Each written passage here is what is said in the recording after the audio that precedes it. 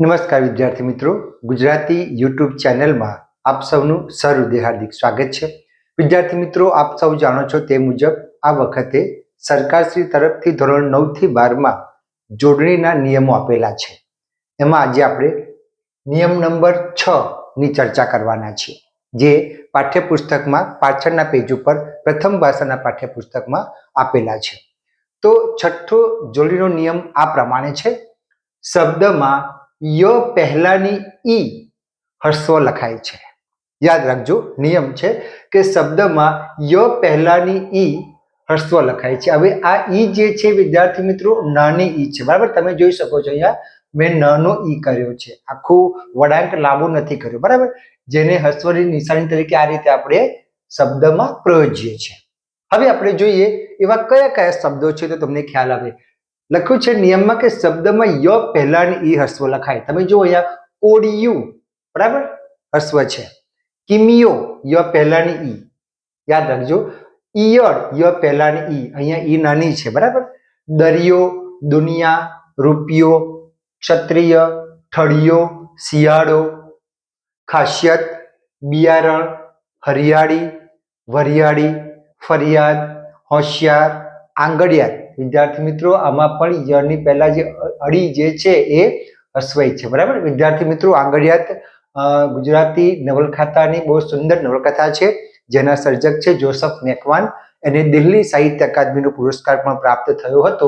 એક વખત વાંચવા જેવી નવલકથા છે. આ માત્ર તમારી જાણ માટે છે. તો આંગળિયાત. બરાબર. બીજા શબ્દો જોઈએ. પ્રિય, નિયમ, યની પહેલા, યાદ રાખજો. બરાબર, નિયમ છે શબ્દમાં યની પહેલાનો ઈ હસ્વ આવે. નિયંત્રણ, નિયુક્તિ, વિનય, વિજય, આવા ઘણા શબ્દો છે. તમે એમાં બીજા શબ્દોનો ઉમેરો પણ કરી શકો. હવે આપણે એ મહત્વનું શું છે આમાં સૌથી વધારે, કે તત્સમ એટલે કે સંસ્કૃત શબ્દ હોય એમાં ઈય પ્રત્યય વાળો શબ્દ જ્યારે મૂળમાં એના શબ્દની મૂળની અંદર જ ઈય પ્રત્યય લાગ્યો હોય, યાદ રાખજો કે જે સંસ્કૃત શબ્દ છે એમાં ઈય પ્રત્યય વાળો શબ્દ જ્યારે શબ્દના મૂળમાં જ ઈય દીર્ઘ ઈ વાળો લાગ્યો હોય ત્યારે યની આગળ ઈ દીર્ઘ રહે છે. બરાબર, એવા શબ્દો જોઈએ. ભારત વત્તા ઈય તો ભારતીય. બરાબર, ઈય પ્રત્યય છે. જુઓ, આ ઈય પ્રત્યય, મૂળ શબ્દ છે ભારત, બરાબર, તત્સમ, પણ એને ઈય નામનો પ્રત્યય લાગ્યો છે એટલે અહીંયા દીર્ઘઈ થઈ, યાદ રાખજો. એ જ રીતે રાષ્ટ્રીય, માનવ વત્તા ઈય તો માનવીય, તમે નાટકીયમાં પણ જોઈ શકો છો. આદર વત્તા અનીય, આદરણીય, ભવદીય. વર્ણન વત્તા અનીય, વર્ણનીય, નાણાકીય. આ શબ્દો એવા છે જેની અંદર દીર્ઘઈ થાય છે. કેમ દીર્ઘઈ થાય છે? તેનો જવાબ અહીંયા છે કે તત્સમ એટલે કે સંસ્કૃત ઈય પ્રત્યય વાળા શબ્દો જ્યારે શબ્દમાં મૂળ પ્રત્યય જ ઈય હોય, જે દીર્ઘ વાળો લાગ્યો હોય છે. બરાબર, એટલે કે યની આગળ ઈ દીર્ઘ રહે છે. હવે આપણે એમાં જોઈએ કે પરીક્ષાની અંદર આ કેવી રીતે પૂછવામાં આવે છે. તો આ રીતે પૂછાય છે કે નિયમ શબ્દમાં ઈ કેવું છે. બરાબર, નિયમમાં આપણે નિયમ એ જોયું કે ભાઈ શબ્દમાં યની પહેલાની ઈ હસ્વ લખાય છે.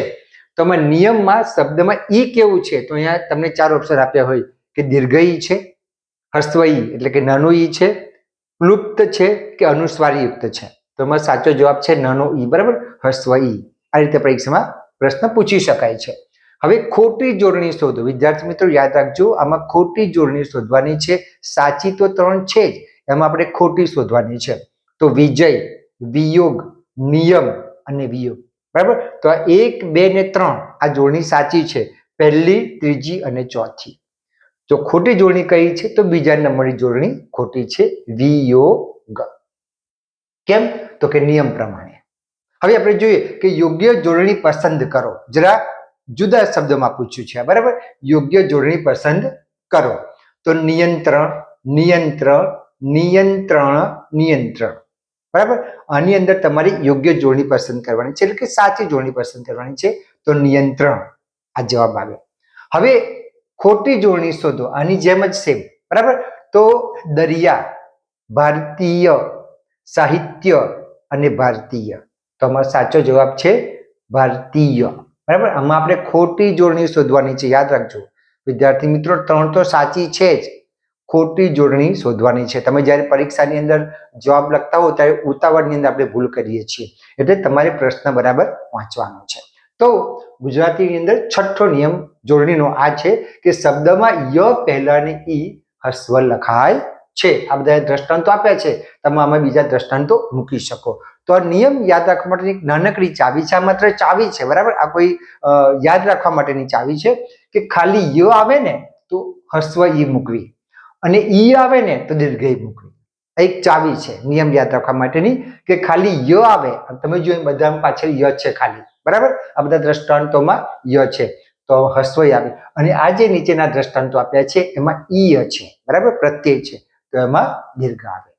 તો વિદ્યાર્થી મિત્રો, તમારે આ રીતે જોડણી યાદ રાખવાની છે. પરીક્ષામાં પૂછાય તો તમારે આ રીતે સાચી જોડણી લખવાની છે. તો વિદ્યાર્થી મિત્રો, અહીંયા અમારો વિડીયો પૂરો કરું છું. પહેલા તમને કહી દઉં કે આમાં તમે બીજા શબ્દો ઉમેરી શકો છો, આમાં તમે બીજા પ્રશ્નો પણ ઉમેરી શકો છો. તો તમારે નીચે જે બીજા સાચી જોડણીવાળા શબ્દો હોય તમે નીચે કોમેન્ટ બોક્સમાં કોમેન્ટ લખજો. તો અહીંયા મારો વિડીયો પૂર્ણ કરું છું. ફરી વખત આપણે જોડણીના નવા નિયમ સાથે મળીશું. ત્યાં સુધી આપની રજા લઉં. આવજો વિદ્યાર્થી મિત્રો, આવજો.